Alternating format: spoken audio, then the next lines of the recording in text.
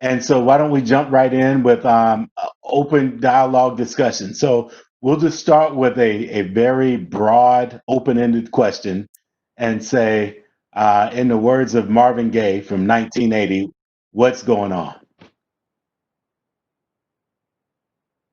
And this is with regards to education in Cobb County and how, race is affected. So from your perspective, um, who'd like to step forward first and just kind of I'll tell us jump what's in. going on? I'll jump in. I appreciate that.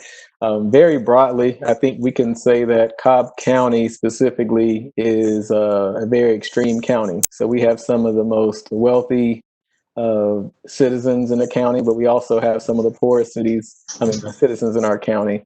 We have very diverse in language, very diverse in ethnicity.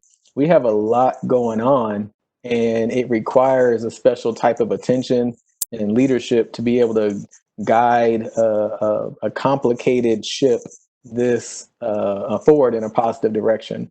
And so I think it's important for us to start looking at where we have blind spots. And too often, the blind spots tend to be around people of color, around our Black children, around our brown children. And so, not that these are the only issues, but sometimes you have to highlight some specifics. Just like if we talk about Black Lives Matter, it's not an indication that other lives don't matter. It's just that right now, we're specifying the need to focus on Black lives because there is an issue there. And for that same reason, we have to have that conversation in education about those that are for our Black boys, our Black girls, and our brown boys and our brown girls. We have unique issues going on. So I want to open it up that way. So it's complicated, and it takes a certain type of training, leadership, a little bit of humility. Us as panelists, we don't have all the answers, but we may have some answers that you don't. And we have to start listening to each other, working together. But we can't work together if we're not truly listening and willing to bend. Because Cobb has a history, just like anything else. We have a context. Cobb didn't become Cobb County just overnight. It's a long, complicated history. I grew up in Atlanta public schools. Little known fact, David Banks, one of our oldest board members in Northeast Cobb, we went to the same school. He graduated from Southwest High School. That was my middle school. And I didn't realize it until I saw his ring, his high school graduation ring that he still wears to this day. I said, I recognize that wolf. I'm a Southwest wolf.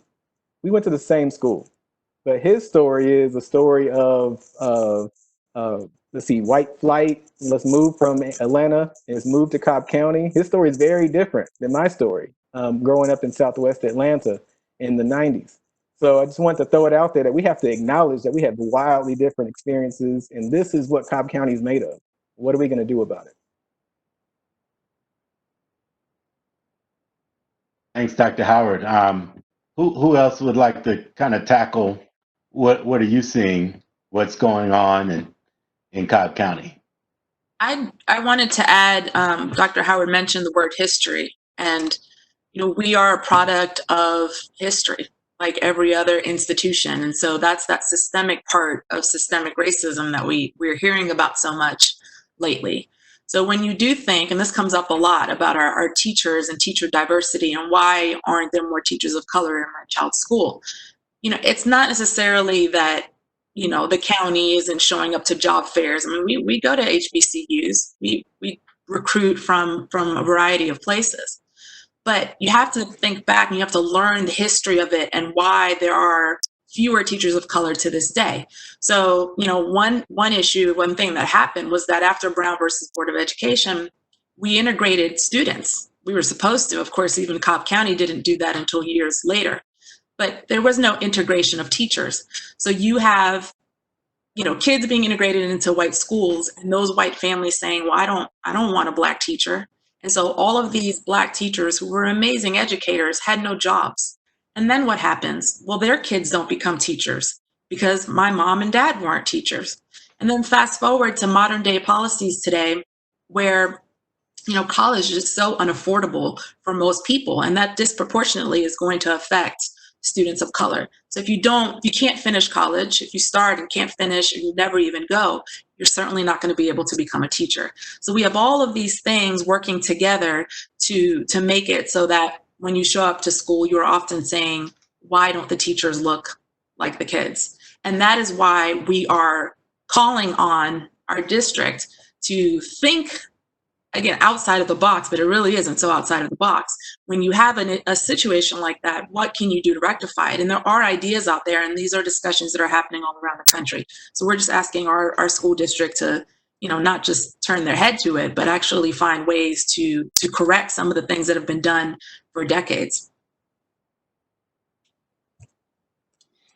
Some of the biggest things that I would say is we as citizens in this community, we as civic leaders within our variety of organizations that we represent, or even us as parents, and you pay sales tax, go on a Food Depot, we need to demand more of our elected officials. The citizens are in charge of the school board. The school board is in charge of the superintendent, and the superintendent runs operations.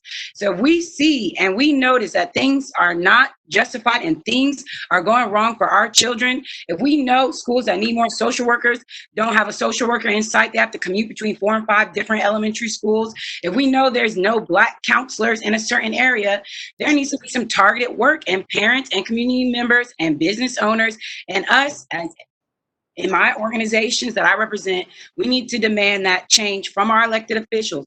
If it's not happening, we need to demand change in that ballot box. And that's just one way. Of course, whoever's elected is still, they work for us. They service our community needs. And so whoever represents, whoever ends up winning school board, whoever's currently in school board, it's important that they are representing the interest of the community, a community that's predominantly in the school system, Black and brown. So if we're not doing right and we are pushing inequity, if we are allowing racism, if we are not providing resources for those schools with the most need, then we need to do our part as community members on this call and throughout Cobb County, whether you just come in here to do work or whether you live here, pay taxes here, to step up and make our voices heard. And that's not to say we haven't been making our voices heard. There have been students, I go to school board meetings, my sorority, we go to school board meetings. My sorority contributes through our foundation over $30,000 annually in scholarships to both Marietta City and Cobb County school students. And we've been recognized by both districts. And so us, using the power that we have amassed over a number of years and using the political capital that we have and the voting power and the money power and the people power to really demand change of our elected officials, regardless who's in office. But we can also, we're in a very pivotal time where we can truly get some people in office who believe in equity. Because I see a lot of stuff in the chat box, and even within our sorority, we had a meeting. Some of their students have never had a Black teacher, K through 12.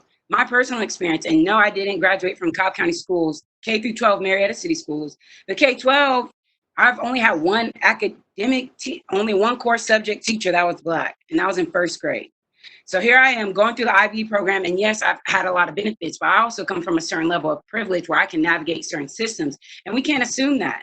We have students that come to our daycare, they're calling us asking, can we get a laptop? Since our center is closed, they don't have access to resources, they don't have access to Wi-Fi. It's just so many inequities, but us, as I'm speaking for me, Camille Jones, part of my family business, me as a member of the organizations I'm in, we have to demand change. And that's on everyone listening on the call, not just the panelists. And what's going on in the schools is that there's a lack of training for teachers to educate our students. So the systematic racism goes on in classes every day, in the seats that you send your kids to every day. And some teachers want to change, but some teachers don't. So you, as everyone who's listening on the call, you have the power to say, hey, what resources are you teaching that represent my children? What are you doing in the classroom to teach the whole history and not just the skeleton that we're given in the standards? What are you doing to make sure that my child is seen? How is your dress code? How is your discipline policy inclusive, instead of looking at my children as though that they're a threat to you? You have the power. Everyone has the power. And that's another level of systematic racism that needs to be changed. And that is training and recruiting and make sure that our teachers are prepared to teach our students, having trauma-informed training, having cultural relevant training, having your lessons include everyone, looking at these standardized tests to make sure that they represent, or they're a great representation of all people that they're testing. That's it. All right, thank you so much, panelists, for sharing. So the next question, and feel free to jump in, is how have you seen or experienced systemic or institutional racism in Cobb County schools? And this could be from leadership, this could be as a student, as an educator. What has that looked like for you in your experience? So I'll talk as a parent and then quickly as a board member. Those are my experiences. So, I'll just say that, we've had very different experiences, my older son and my younger son, because my older son had a Black teacher at the elementary level who ended up looping. And so in the most formative years, I think for him, 4th and 5th grade, he had a Black teacher who ended up going to another school. So we see that a lot where, if you're not in a place where you feel like it is a comfortable environment for you, you don't stay. And so here we are 4 grade levels later with my younger son, and I don't know who he'll have for 5th grade, but he will have never had a Black teacher until he goes to middle school. And Campbell Middle, I know the staff there is just, it's so widely diverse, especially coming from the elementary level. And so, I've had these discussions with my child's principal, just, parent to principal, and certainly as a board member now as well. But we have to have these conversations because it's not enough even to have the teachers there to finally be able to recruit them. We have to retain teachers. And I've worked in a school where I was one of 3. And the passive, I would have teachers ask me who I worked for because they just assumed I was a paraprofessional when I first got there because there were 3 Black teachers. I was the 3rd.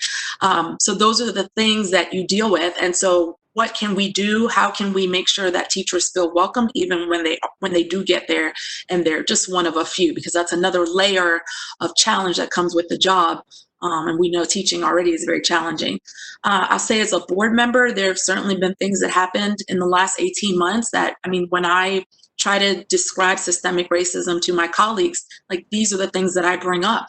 And, when board member comments end, that is censorship of board members, Black board members, and, things with leadership and being excluded. And this is a narrative that the very first Black person on the Cobb board dealt with back in 1992.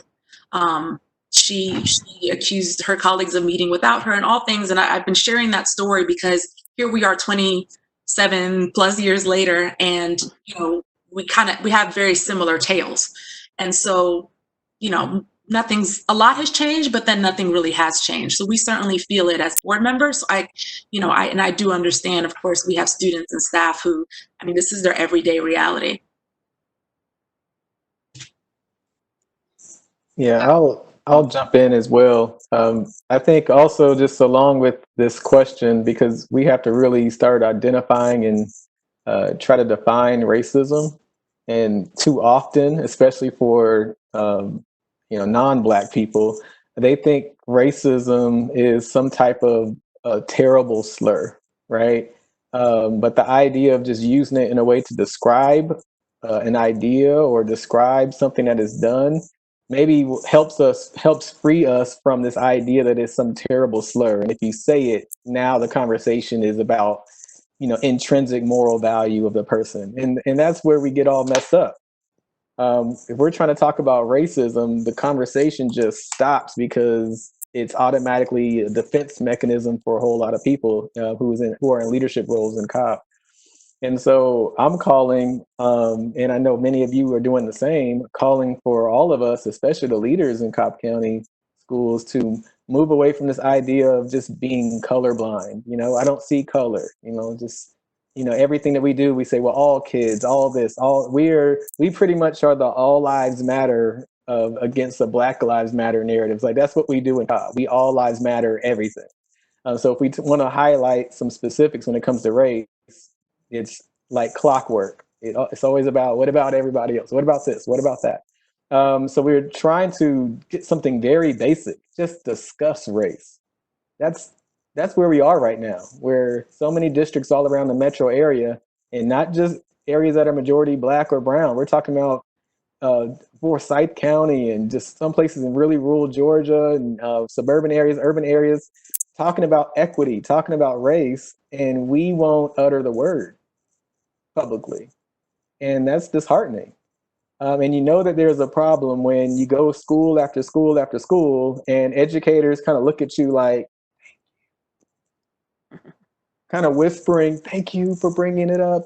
Thank you for bringing that up. Why is it a whisper? Why is it this taboo subject? And so that is a part of systemic racism, but it's not what people like to think of when they think of racism. Everyone wants to get up in arms about somebody used the N-word, or somebody said a slur, or somebody wrote this thing, and everyone's up in arms. That's what gets all the attention. But the really dangerous part is ignoring, not seeing race at all, which means that we allow our context, our historical context, and all the devastating legacy of racism continue to infect us without addressing it. So, and unfortunately here in Cobb, we literally are at step one, recognizing and saying the thing, recognizing it, and then we can start getting after some solutions, in which some of you had mentioned in the chat box, and we have suggested some. So we'll talk about that, I'm sure, before the end of this call. But we have to recognize it, and if it means everybody on this video chat sends an email to every board member and the superintendent and every, I guess, executive cabinet member, just saying, hey, racism does exist. These have been my experiences. Maybe that can help us to even discuss race. Even thinking about why and how it's so taboo to discuss racism and systemic racism in Cobb County and throughout Marietta and throughout the United States of America, part of it is we have to be aware, especially those who become into elected leadership, that it was already in place before you were there. So whether you are overtly racist or you are, have biases that you've been raised with and brought up, you have to be comfortable and confident enough to be challenged on those. And I'm even thinking about when my family moved from California. So we came to Georgia from California, and I started kindergarten here in Georgia. I remember my mom went to the principal on the day of kindergarten registration, was like, excuse me, you need to take this flag down. It is incredibly racist, it is incredibly insensitive, and my child will not go to this elementary school. And the principal, and mind you, this is in Marietta, so this is at Lockheed Elementary, the principal said, ma'am, I completely agree with you, but that's the state flag of Georgia. And to this day, the state flag of Georgia still has some remnants of the Confederate flag. So we have to think racism and systemic racism is so pervasive in our community beyond even just what's in the textbooks. It's in the building structures. What architects are we building? Are these the same architects that perhaps in a middle school I taught at in Atlanta, the architect that built the middle school I was in was also commissioned to build prisons. So we're thinking about it's so pervasive beyond just someone saying the N-word in a class. It's beyond, it's so deep. So I think we have to push on our elected leaders to understand that regardless if you are overtly racist, you are covertly racist, or you just have biases that you have not uncovered, we have to all be comfortable to check ourselves. Even us, if you're able to get on the internet right now and look on a computer and you have a MacBook and you have a job and you were not fired during Corona, you have to recognize your privileges that you have. And I think once we recognize that, we can take steps to ensure that we are doing best for the whole community. And so we have to push on our leaders, not only just to talk about racism, but to actually work to undo racism that was there before they were hired, before they were elected, and things that have been in place need to be removed. I'm thinking about in Cobb County, I've ran track for a long time. I ran track all through my elementary with Marietta Park and Rec, ran in high school, and you can tell when you're going or when you go to basketball games or when you go to football games, even just the athletic stadiums, how they look. What do the weight rooms look like? You walk into the classroom, maybe you have a band concert, maybe you're doing a competition. There's only certain schools that certain events happen at, and that's for a reason. And so thinking about even the literal structures of the buildings, and when you drive by the curb appeal and what resources are inside the school for those students to access, in addition to what do the teachers look like? What do the counselors look like? What do the administration look like? What do their school board look like? And are they being advocates for the community that they serve? So it's in everything, but we have to be confident and strong enough, not only on us to recognize our privileges and push on others, but to push on those that serve our students and truly do serve all students, to do what's right for all students. All right. Thank you so much for sharing, panelists. Definitely agree. So the next question, we're going to gear into now the action piece, right? So what does Cobb County need to do? So now hearing all these concerns, what do they need to do? Well, I'll go first. First, I like to say it's not a they, it's a us. I'm a resident of Cobb County. I pay taxes. Like I said, I grew up in Marietta, K-12, Marietta City Schools. Now I'm in Austell. Now I have Austell, Cobb County taxes. Okay. So it's on me to make sure that I'm doing what I need to do, even though I may not have a child, but I do have businesses in this community, and I'm a citizen of this community, that I'm advocating for the needs of everyone. So beyond what do I need to push on the superintendent to recognize and say and do, and what do I need to push on school board members to do, but I need to make sure that I'm at school board meetings hollering at folks or emailing or talking to foundations that support certain organizations, or talking to the booster club for the football team to, and figure out where these connections are and who the power players are to push for greater equity. I would love Ms. Samuels to talk more about the training piece. I would point out, though, that I got my certification from Georgia State, and cultural relevancy training was a part of my instruction. And so, it really just depends. You probably that was not an option for you in your coursework when you were in school if you attended another school besides Georgia State, but just to let the public know who may not, that there are places where this is a part of your coursework.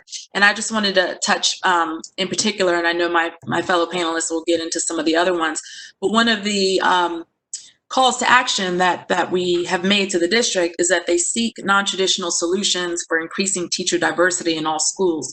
And unfortunately, that one in particular has kind of been taken by some people who want to, get at some ideas there that just are just ridiculous, and of course not the case. But what it means is that we have this incredibly diverse student body. 61% of our students are students of color, so the majority.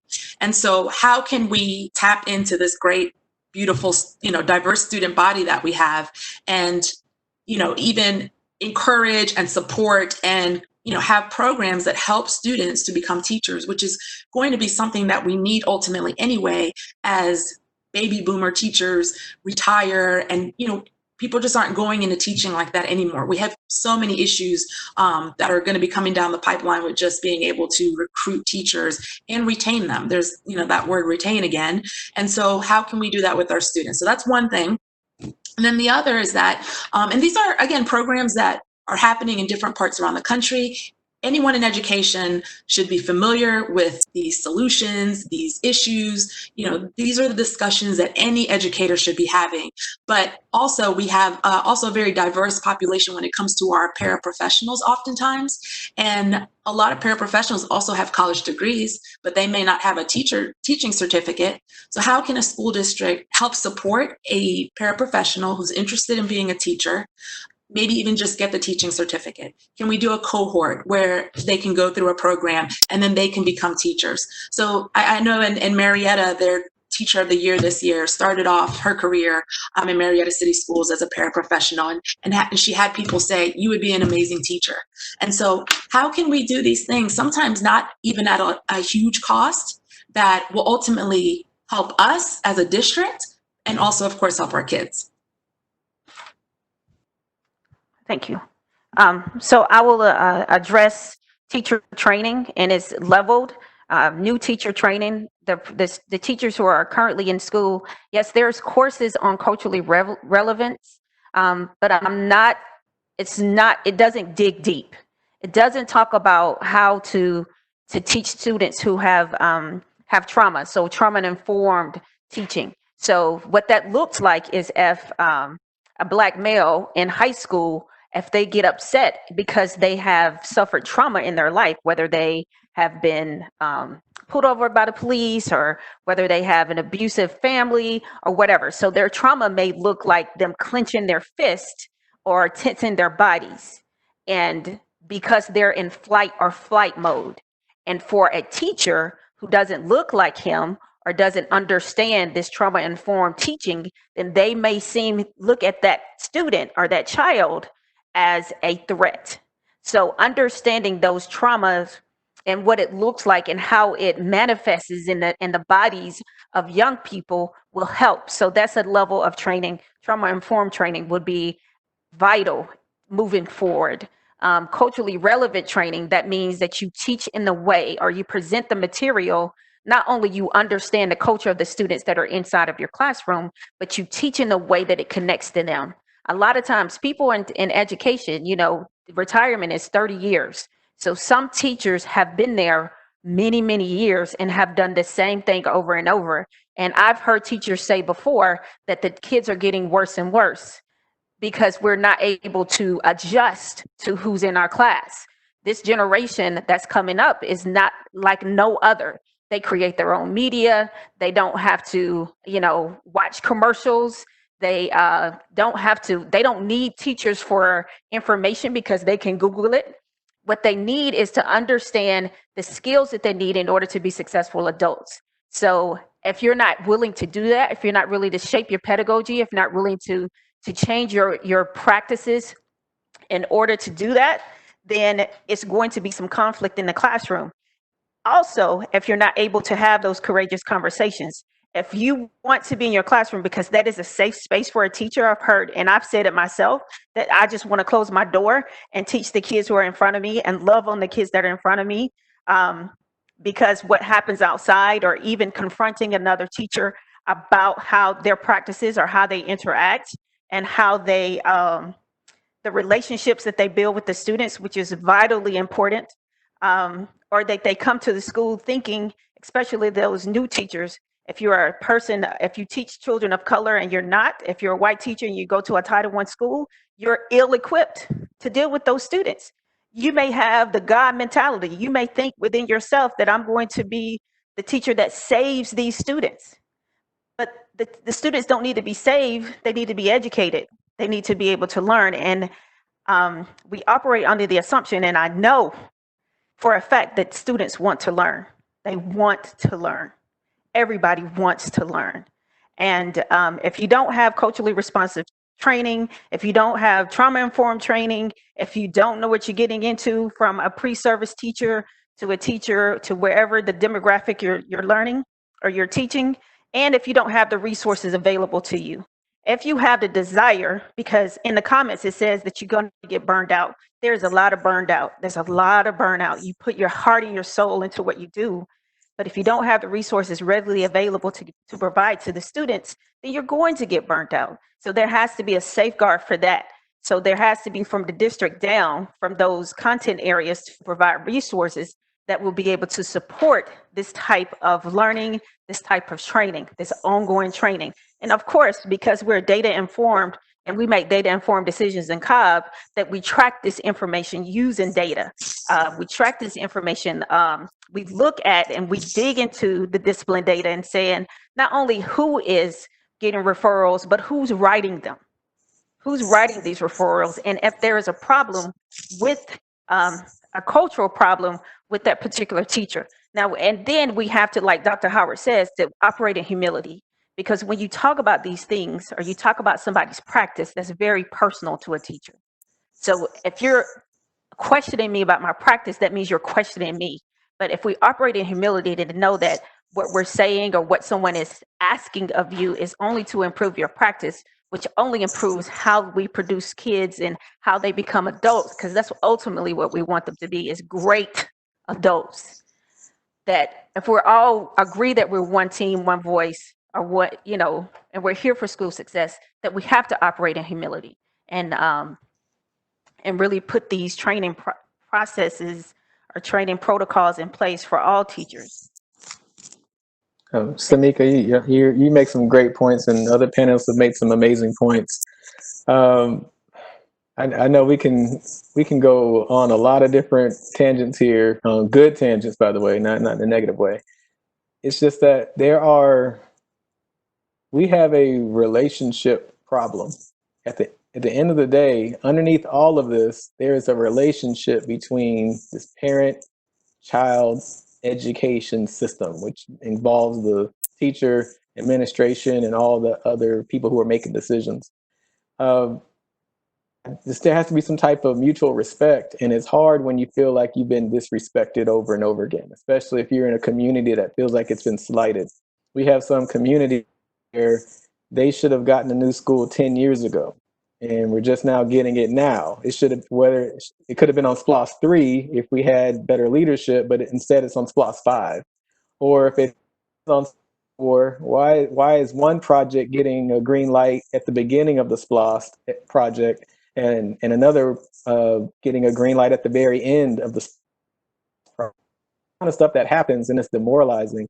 And it's hard work. So the teachers get burned out. And frankly, I'm sure those that are listening in as parents and as community members, you get burned out. Like, we're fighting everything. You got to fight at work. You got to fight at the school. You got to fight, you got your parent situation. You got your sibling situation. You got cousins. On every front, and that's what makes systemic racism so difficult. It just wears you out and tries to beat you down. But I think that we are at a point right now where significant cultural change can happen through a couple of key things that have been mentioned. That's through the vote, because that automatically means that you can put pressure as a school board member. If you have 4 votes versus 3, that completely changes expectations for the superintendent. That is so key, and it's so fundamental to everything else. And then after that, leadership from the top and leadership from the community level have to go hand in hand with a similar vision. So as we try to encourage the superintendent to do what we believe is right and is long overdue, that same effort has to come from the community saying, hey, we are in this now. I know we're tired. I know we feel like we've been getting pushed down for a long time. Let's go at it together. And we can go and chip away at a culture that's been developed over decades, y'all. Decades. So for me, even though it's hard work, it's still motivating. We need to do it now. There's a sense of urgency. When we implement a program, if we wait another year, that's a whole cohort of students that don't get that program. So we have to move with a sense of urgency. So the training that was mentioned, we're talking about every single Cobb County employee. Let's not minimize that. If we're the largest employer in the county, what kind of effect do you think that can have on changing an entire culture, not just of the schools, but changing the culture of an entire county? And being the second largest county in the state of Georgia, what kind of would that have on the entire state? We have that power.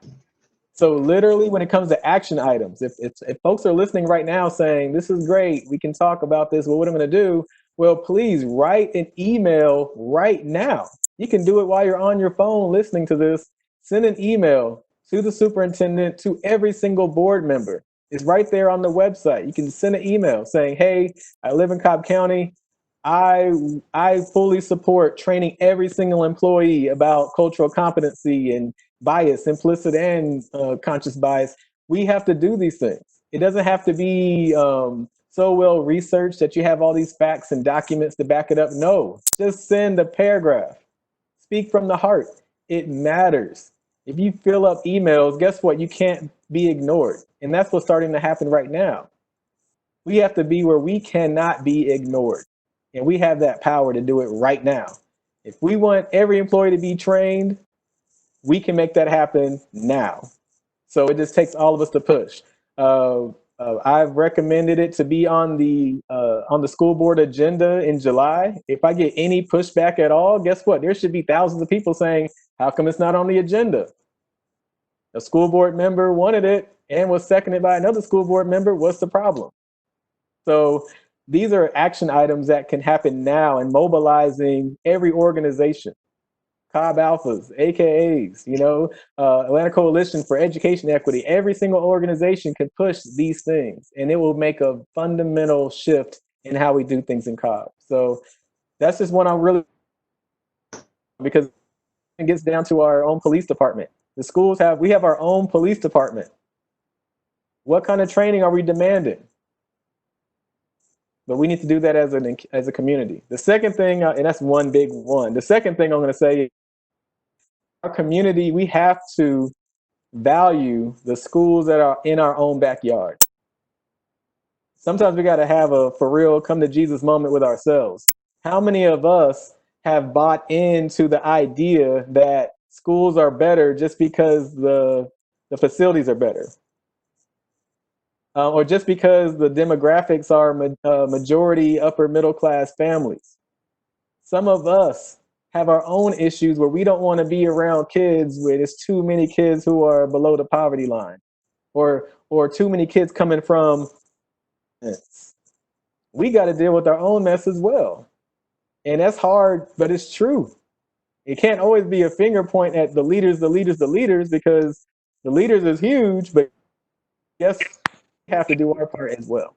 So that's my challenge to me and for everybody else on this call.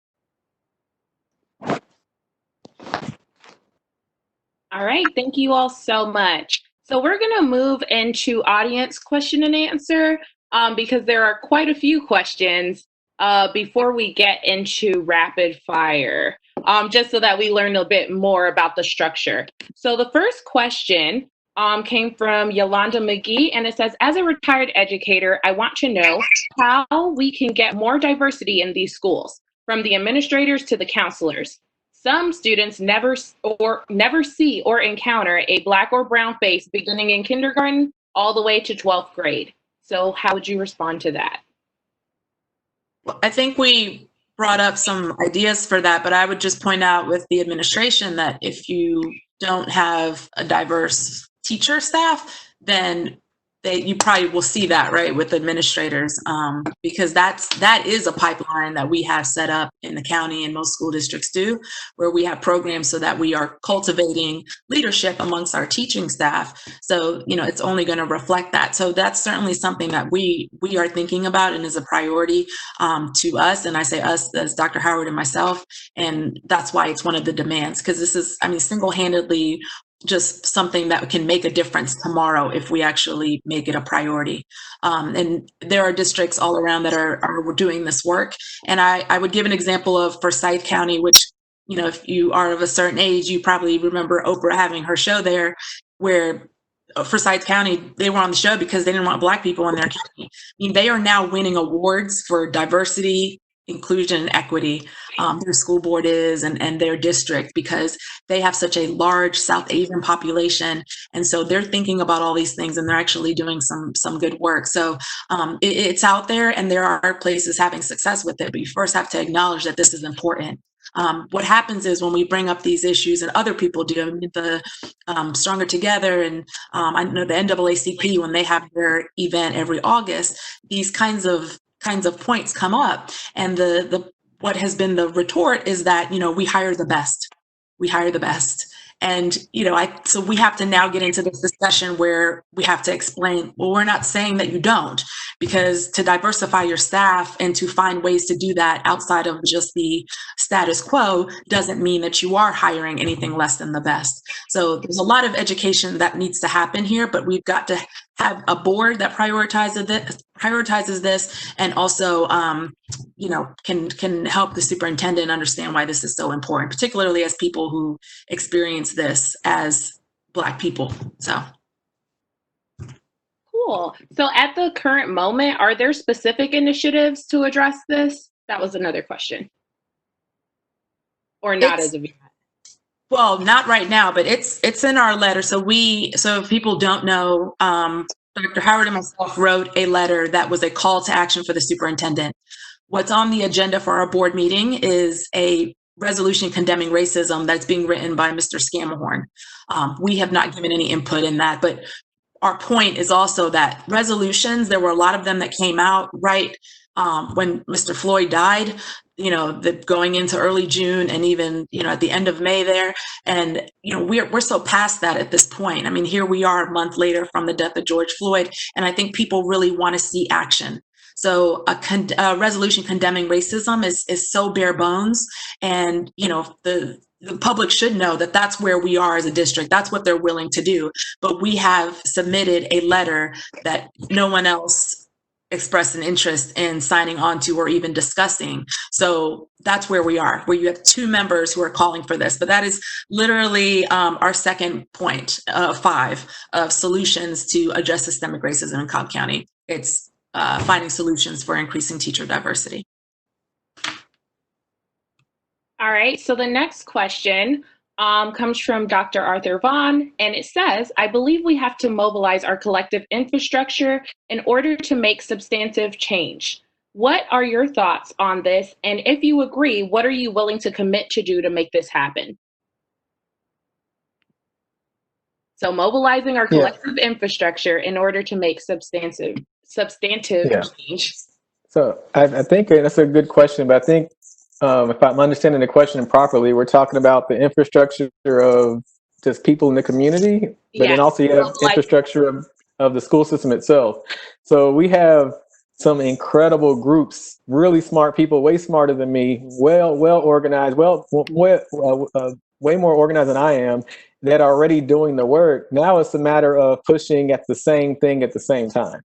So if we're trying to move a boulder and I push on it, I get tired, and then Nichelle, you come and then you push on it and you get tired, and then someone else comes to push on it. Well, the issue is that we're all pushing on the boulder, but we're not pushing on it at the same time, and we're not pushing on it the same direction. And so we can utilize the infrastructure that exists, especially here in Cobb County, if we can rally around some specific items and specific topics. And that's why you probably hear us reiterating over and over again about training for all employees, not just new employees, not just one time to check a box. Across the board, all employees, including the board, including the superintendent. Because we had a training on equity that 3 of us attended, and a couple board, an 8-hour training on equity said, whew, I'm glad that's over. Can we move on now? And it never came up, no discussion. So so that's the kind of thing that we have to do. Utilize the infrastructure of groups that are great now, and see if we can laser focus on some specific issues.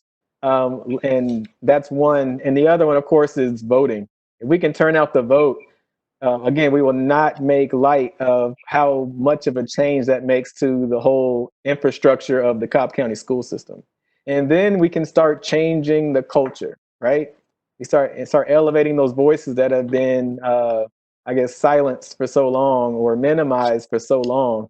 We can start changing the culture that literally has taken decades to perfect. I mean, it's tough, but we can do it. So I hope that answers it in a sense. Thanks, Dr. Howard. And I've been pretty quiet with a little bit of technical challenges and talking to a lot of people who are looking to support. And I'll jump to the question by Brandon Scott, because I've been seeing in the chat a lot of people talking about Black male influence. So he says, hello, I used to be a high and middle school science teacher, and the burnout was one of the things that got to me. The major issue and question I have is, how can we get parents involved and active in their children's education? I saw that question in the chat, and so I'm glad you brought it up. I just, and I know fellow panelists will have other things to say, but I just want to stress the idea of how everything is so connected. And I would argue that so many of our parents are just trying to survive. And so when we think about, parent involvement and all of these things, is that in itself a racist idea, right? Of what it means to be involved. If I am sending my kid to school and, that's what I can do. And I think I'm doing everything I need to do. But I want to talk about this in a way that we look at the issues that are going on in this country. The lack of policies, the lack of healthcare, the lack of universal childcare from ages 0 to 5, where these are the most important years of a child's life. The income that people make or lack thereof. All of these things are connected, and it shows up in our schools in a lot of different ways. And I would argue that it does show itself as well when we consider what it means to be an active parent. And I don't want us to put all that on parents who are, again, trying to survive in a country that doesn't want them to. So I think, as we just get better as a nation, as we have leaders that actually care about these things, I think that, a lot of this stuff will figure itself out. But if I have a parent who, she doesn't know how she's going to feed her kids and then school's not in, then what am I expecting her to be a room mom? Probably not. Definitely agree. And next question, I'm going to combine two of them because they go together pretty well. And it says, so if we think about the systems in schools where the racial disparities are blatant, so either discipline, for example, what interventions are we as the community pushing for to begin dismantling and reshaping these systems? And the second question that goes with this is there a mechanism for identifying where leadership has failed the Black Cobb community? I'll take this one. Would you peel back the discipline data? You don't see blatant. You know what I mean? It's not, it's alarming. And the discipline is reported in such a way that it does not, if you peel back one more layer, then you'll see some issues, some underlying issues. If you look at our district overall, then it seems, so one could argue against systematic racism. So if it were blatant, then some of the changes that have happened of late would not have happened. But if you pull back the curtain, then you'll be able to see, hey, well, maybe there is some things that we can do to improve this practice, or some policies that we can possibly change in our discipline matrix that could improve the life of the people who we serve inside of the building.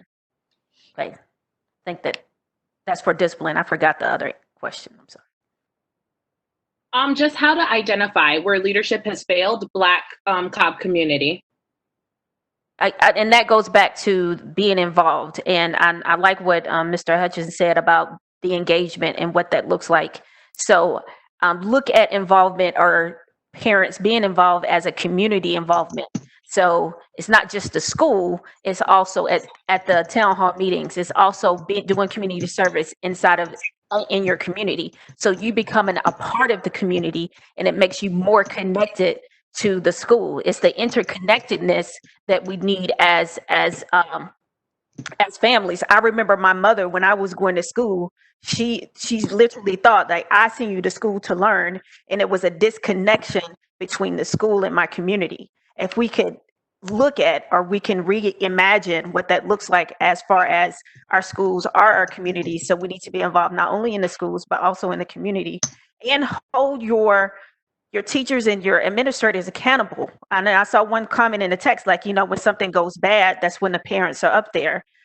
We don't do a great job at school to let parents know when things go well, but that's one more thing that we're asking teachers and administrators to do. So become involved, but the kind of involved, like, I love getting emails from parents. And if that's all you can do, then I'm going to meet you where you are. And I'm not going to judge you if you are not at every PTSA meeting. I hope I answered the question.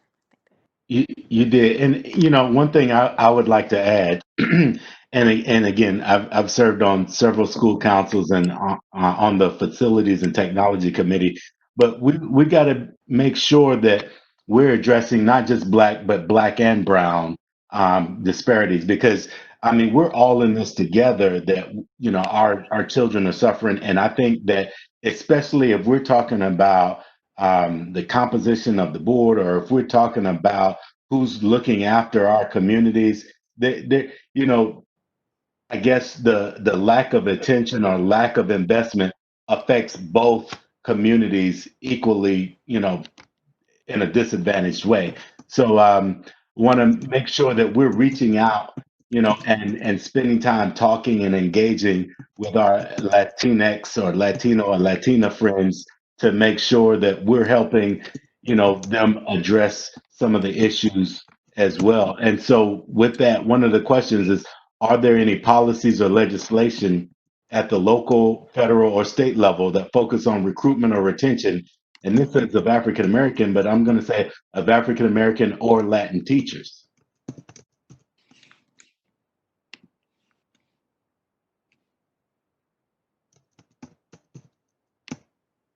And that question is from Justin Subada. Okay, I'll just say that when it comes to policies that are more state related or through the county, sometimes that takes things, just the basic concept of coordination and collaboration.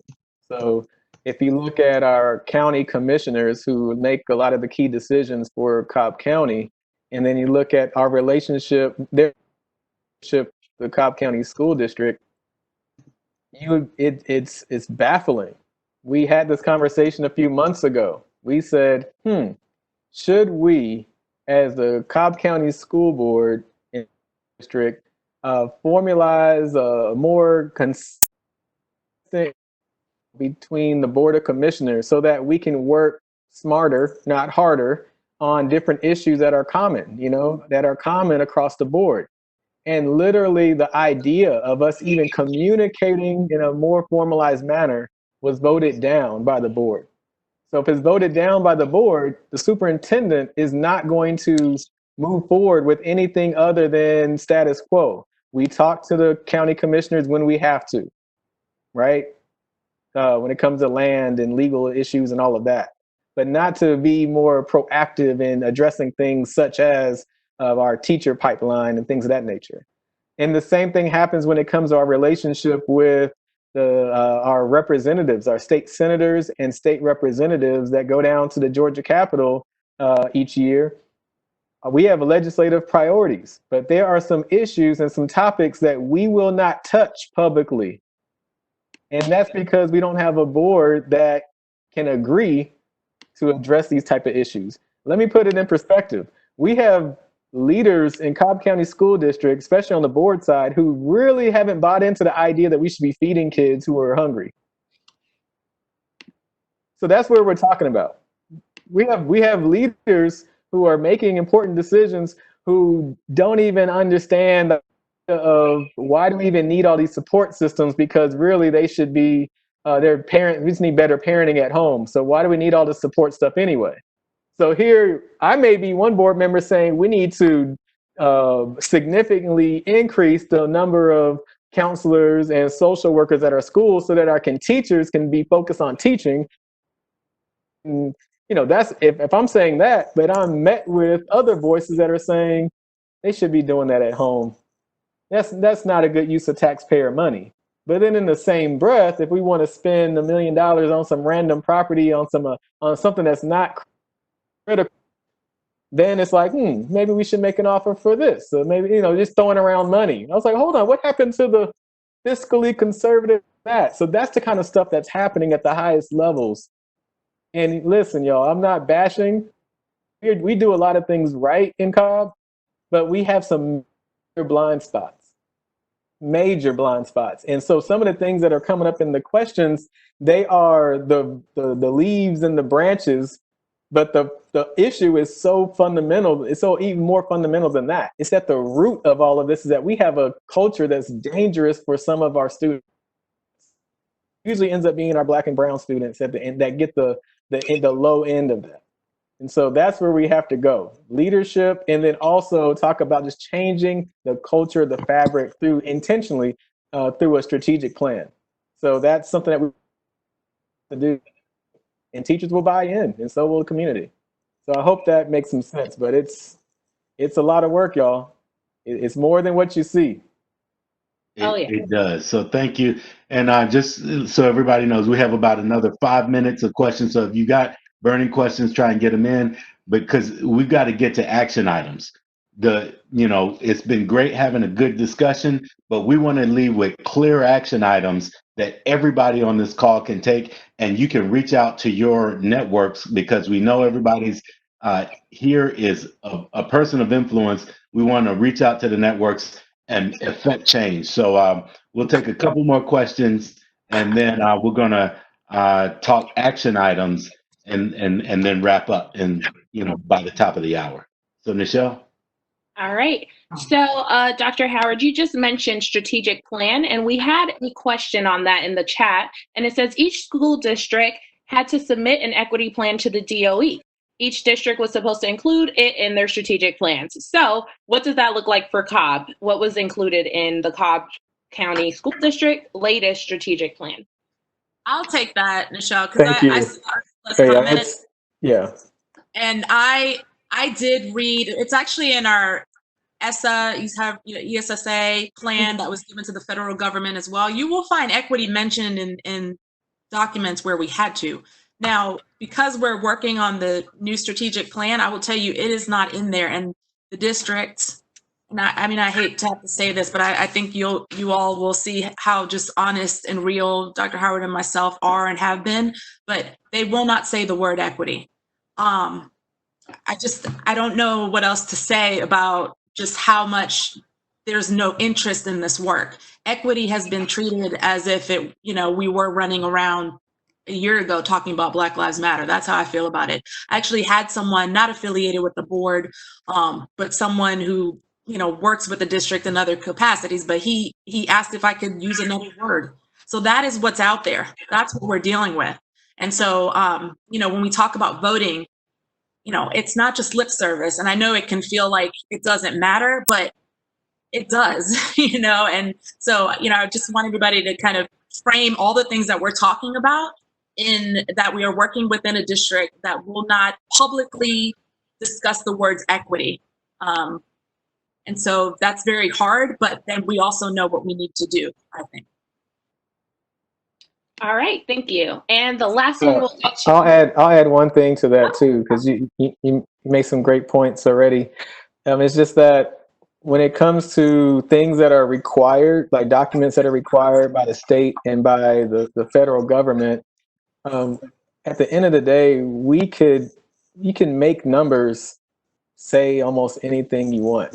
And the numbers that are critical to actually do the work, you can bury those numbers in other numbers. And when you have a huge school district like ours, we have a way of kind of guiding attention to numbers that we want and then burying numbers that we don't want discussed. And for those that have even tried to get really detailed discipline data broken out in certain ways, how hard it is just to get access to it. I mean, the culture is that we don't want to openly talk about things that don't look good. I mean, we can get down even when it comes to special education and all kind of stuff. It's not just race. It's the hard conversations. We have a culture of not wanting to have difficult conversations or conversations that might make us look bad or take off a little bit of our shine. We would rather not talk about it openly. We may do some of the work, but we'll do it in the shadows. We'll do it piecemeal, but we won't make it a comprehensive thing where everybody knows and sees in the light of day. And that is a culture that we have in Cobb County. And so that's what we're chipping away at. So race ends up being one of many other deep fundamental changes that we have to make. And at the end of the day, can we talk about difficult issues and move forward together? And if you don't talk about them, it's hard to implement the changes. So, Michelle, I want to share something with everyone that was in the MDJ today. I have to stay away from that paper, but this is what one of our colleagues said just today. He said, the calls are manufactured and a politicized movement by Democrats. All these emails we're getting about racism and changing the names of the schools is 100% Democrats. I haven't seen a Republican say anything yet. It's a Democrat organization. And to me, it's kind of silly. So he's talking about ACE because of the emails we've been getting. It's kind of silly. That's the message. Well, wonderful. They'll get some more from us today. So moving to the next portion, because we're going to start wrapping this up, we're going to get into rapid fire. Now, what this was just some commonly asked questions to our board members or community members, and understanding the roles within the system, like who handles what. So we're going to get right to it. So next. All right. So why does my school look like this? So we're talking about the building, the structures, and the answer who deals with that is the school board/district for capital projects and construction, and then the principal/foundation for beautification projects. And actually, I'm turning this over to Sharice and Jaha to give you more additional detail. So. Yeah, this is a big one because if you just drive around the district, you'll just see like a trend. Like some schools look really old and broke down, and other schools look so new and pretty. Like, what's going on here? And it is a compounding issue. What you see, kind of like with Osborne High School, this is a SPLOST 4 project. We're talking about a project where the notebook was put together to even do the project was like 6-7 years ago, and the discussion started 8 years ago. I mean, this is SPLOST 4, y'all. We're in SPLOST 5. So what you see is an extension of leadership from sometimes 5, 10, or 15 years ago. That's how long it takes to really get things going, right? And so the other thing is the compounding effect of foundations that have a population of parents that are giving, right? So if you have literally, if they can raise $100,000 in 10 years, that's $1 million. So that means that this school has had $1 million worth of investment from the foundation that has nothing to do with the Cobb County school system. That's just parents. So this is why it's important to really just dig in our own backyards if humanly possible, because unfortunately our parents that are more financially flexible, we tend to run to an area where there's a bunch of other parents that are financially flexible instead of rallying together as a community and building up our own backyards. So I think that's a quick enough answer for that. All right, thank you. So the next one. All right, I'm concerned about students and tracking. So who deals with that? And the answer, the superintendent.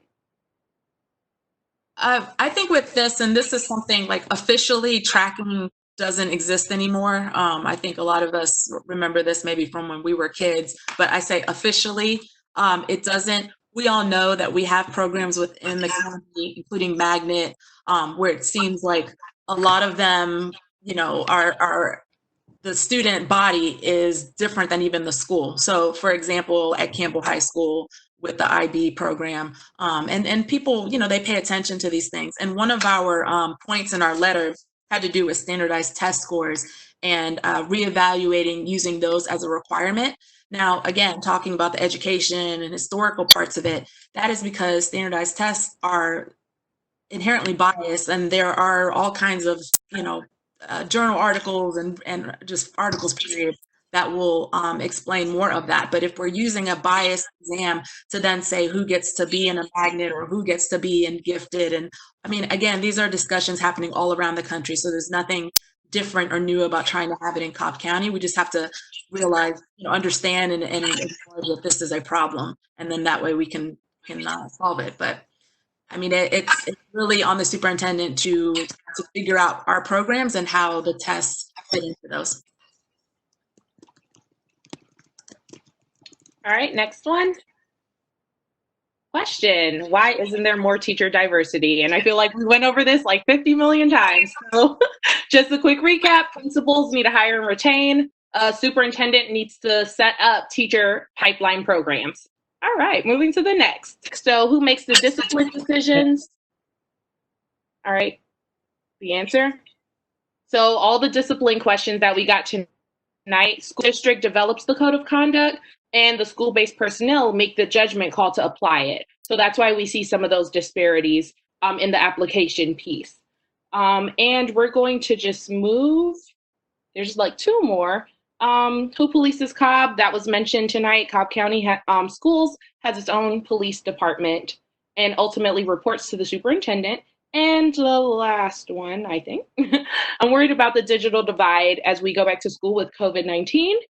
And answer. So the superintendent and his cabinet developed a reopening plan and have tapped into Cobb Schools Foundation to provide 1,000 students with laptops.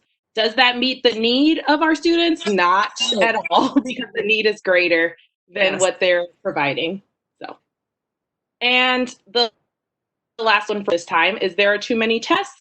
And the answer is, testing mandates are set by both the state and federal government. So what we do with those test scores is mostly on the district. So that's where that piece comes from. The tests, state and federal. And now we are moving into our call to action. Here we want to make sure that we leave everybody with tangible actions to take, and not just for you, but for your entire network, because this is how we make a difference. And just like Dr. Howard, brother Dr. Howard said, if one person pushes on a boulder, it's not going anywhere. If one person pushes every 3 minutes and they swap out, it's not going anywhere. But if we're all pushing at the same time, we're going to see change, just like we are around the nation right now. So please go to these links, the ACE online link, and that's going to help get the message to the Cobb County School Board. And also, we'd like you to go to the Survey Monkey, because we need your feedback on this webinar and specific action items that you'd like to see from our school board, from Alpha Phi Alpha, from Alpha Kappa Alpha, and ACE. And then what's the next one? The next call to action? Okay, vote.